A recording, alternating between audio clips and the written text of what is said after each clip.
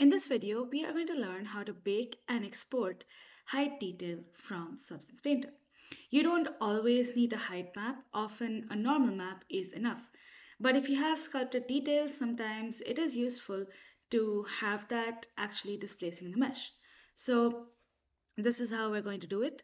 The first thing you need to do is make sure that you are baking your height. You can do this by going to your mesh map bakes in this baking section and just turning on height. This is not on by default, so make sure that's turned on. And then you can bake height only from a high poly mesh. So if you're baking your low poly mesh on itself, you cannot bake the height because there is no height detail to bake. The low poly is the high poly. So I'm going to turn that off.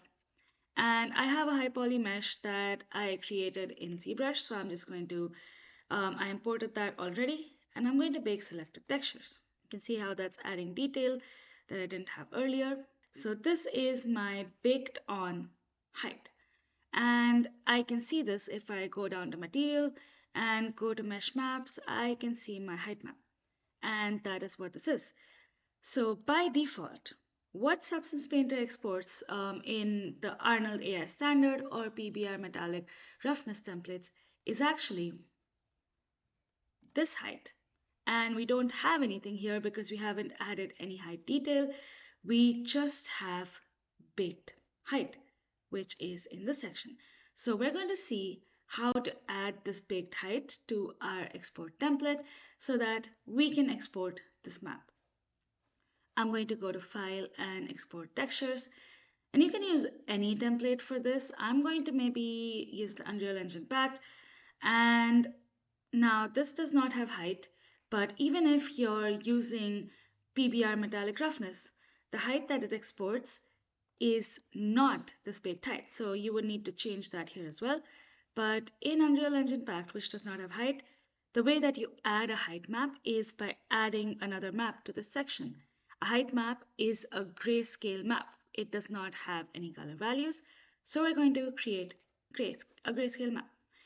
If you click on this dollar sign, we can kind of decide how we want to name this. So I can name this texture set. Sometimes what I do is I just select this whole thing, copy, and I paste, and then just name this height. And now let's see what we need to add in here. So we have input maps in here, which has a height value as well, but we don't want this height. Remember, we've baked the height, so we want the height from our mesh maps. So I'm going to drag this on and put this in here. It's going to ask me what do I want to put in here. I'd say I want to input the gray channel of the site, which is going to input these grayscale values. Now I'm going to export this and I'm going to put it in the folder.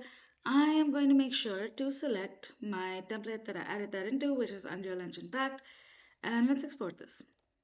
This is what my height export looks like, and this is what you want. This is all the height detail that you can now use in your 3D software for displacement. Now, if you're using another template, like if you're using PBR metallic roughness, this has a height channel, but if you look at your input maps, you can see that it's bringing in the height from the input maps. So it's not going to bring in the correct height. Let me export this and show you what that looks like. This is my PBR metallic roughness height. There is nothing there because it's exporting it from the input maps and not the mesh maps. So in PBR metallic roughness, all you need to do is go to export textures, go to PBR metallic roughness, and in this height, just bring in this mesh maps height, drag that in there from the gray channel, and now it will export your height correctly.